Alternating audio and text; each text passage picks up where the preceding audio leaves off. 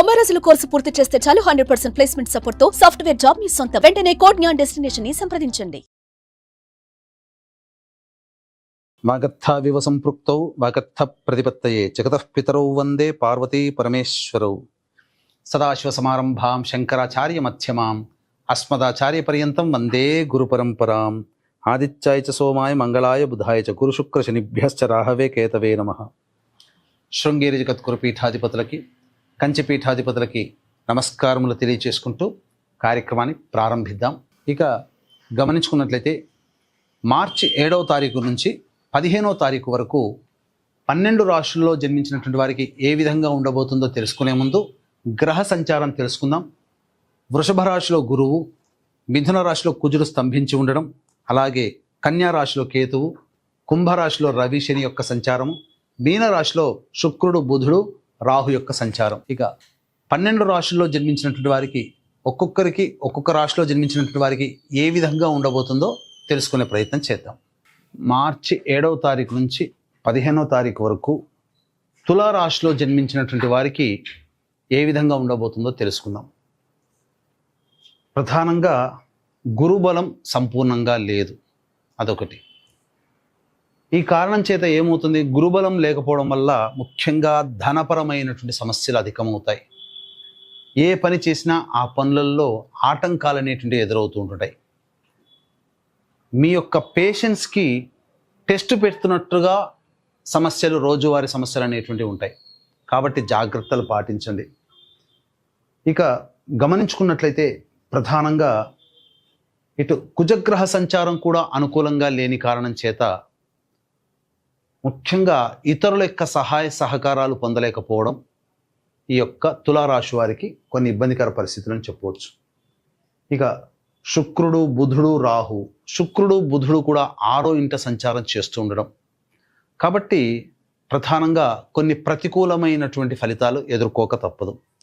రవి శని ముఖ్యంగా చూసుకున్నట్లయితే రాహువు కేతువు తప్ప మిగతా అన్ని గ్రహాలు కూడా అనుకూలంగా లేని కారణం చేత ఇబ్బందికర పరిస్థితులు. అయితే గుడ్డిలో మెల్ల అన్న చందంగా 14వ తారీఖు రోజున ఏర్పడుతున్నటువంటి చంద్రగ్రహణ ప్రభావం వలన ఈ చెప్పినటువంటి రవి శని శుక్ర బుధ గురు కుజ ఈ గ్రహాలు ఏవైతే ఉన్నాయో, అనగా 9 గ్రహాలలో 6 గ్రహాలు మీకు అనుకూలంగా లేకపోయినప్పటికీ లాభస్థానంలో ఏర్పడుతున్నటువంటి చంద్రగ్రహణ ప్రభావం ఈ గ్రహ దోషాలని తొలగిస్తుంది.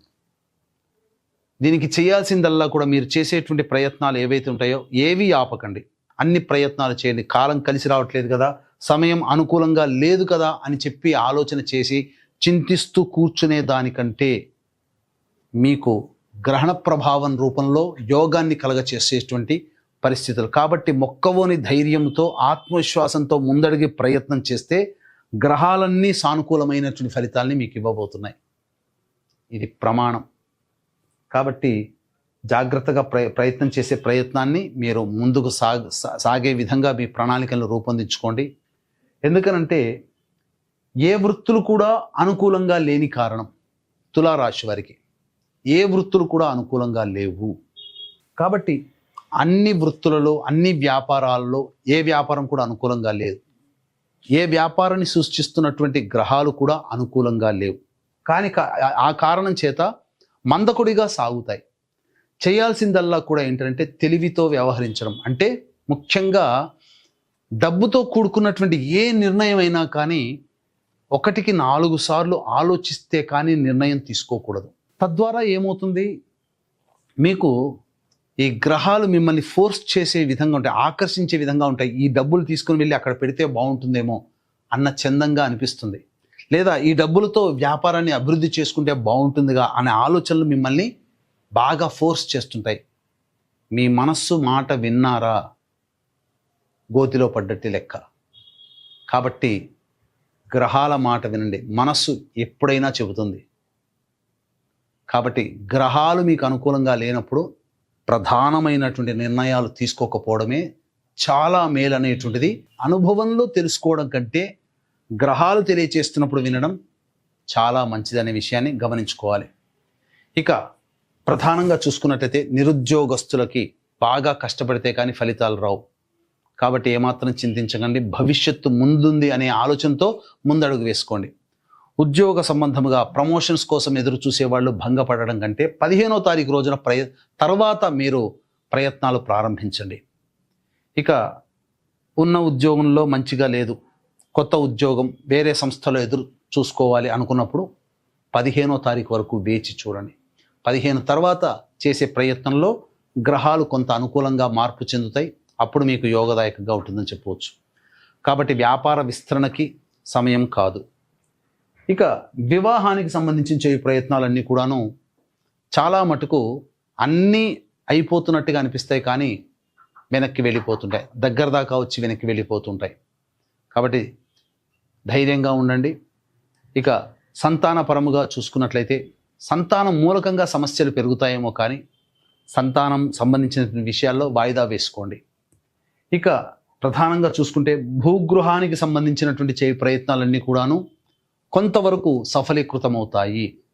వాహన కొనుగోలు కానీ, భూమి కొనుగోలు, ఇంటికి సంబంధించినటువంటి కొనుగోలు వ్యవహారాల్లో మీకు కొంత పాజిటివ్గా కనబడతాయని చెప్పవచ్చు. ఇక ఏ తర్వాత చెప్పొచ్చేది ఏమిటంటే, మళ్ళీ చెప్పడం, గ్రహాలు అనుకూలంగా లేవు, పెద్ద పెద్ద నిర్ణయాలు తీసుకోకపోవడమే మంచిది. అయితే ఈ 7వ తారీఖు నుంచి 15వ తారీఖు వరకు ఉన్న రోజులన్నీ కూడాను ఇలాగే ఉంటాయా అని మాత్రం ఆలోచించకండి. ఎందుకంటే రోజువారి జీవితాలలో కొన్ని మార్పులు చేర్పులు, కొంత యోగాలు, కొన్ని అవయోగాలు ఉంటాయి. ఏ రోజుల్లో బాగుంటాయనే విషయం మనం క్లుప్తంగా తెలియజేసుకుందాం.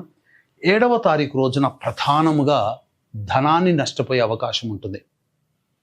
రాని బాకీలు రాకపోవడము, లేకపోతే ఊహించిన దానికన్నా ఎక్కువగా ఖర్చులు ఉండడము, లేకపోతే అన్ఎక్స్పెక్టెడ్ ఎక్స్పెన్సెస్, ఆకస్మికమైన ఖర్చులు రావడము, తద్వారా ఇబ్బందికర పరిస్థితులు అనేటివి కలుగుతాయి.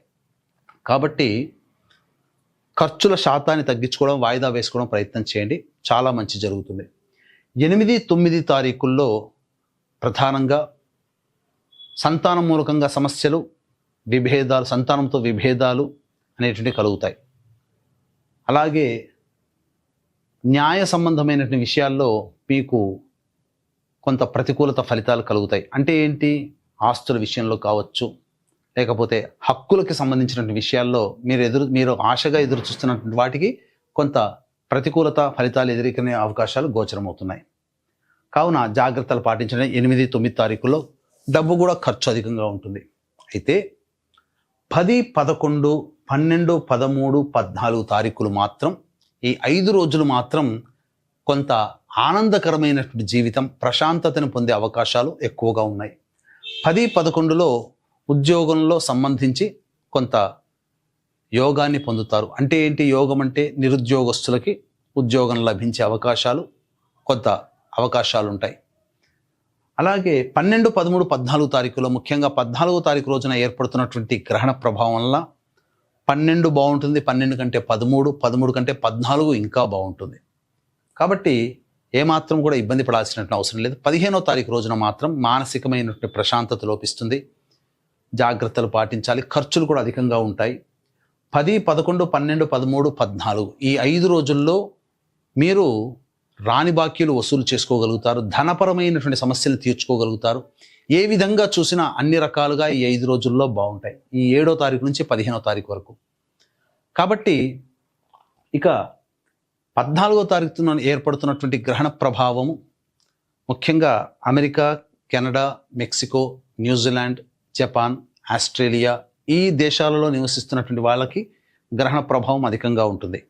మన భారతదేశంలో కనిపించకపోయినప్పటికీ, మన భారతదేశంలో నియమాలు పాటించాల్సిన అవసరం లేదు, కానీ భారతదేశంలో నివసిస్తున్నటువంటి ప్రజల మీద కూడా, అంటే కేవలం భారతదేశం అనే కాదు, ప్రపంచవ్యాప్తంగా నివసిస్తున్నటువంటి ప్రజల మీద ఈ యొక్క గ్రహణ ప్రభావం మేష, వృషభ, కర్కాటక, సింహ, కన్య, వృశ్చిక, ధనస్సు, మకర, కుంభరాశుల్లో వారి మీద ఎక్కువగా ఉంటుంది. ప్రతికూలత ఫలితాలు ఉంటాయి. కాబట్టి ఈ చెప్పినటువంటి రాశుల వారికి సంబంధించి గ్రహణ దోష నివారణార్థమై గ్రహణ దోష నివారణ హోమాలు 14వ తారీఖు రోజున ఉదయం 9 గంటలకి ప్రారంభమవుతాయి.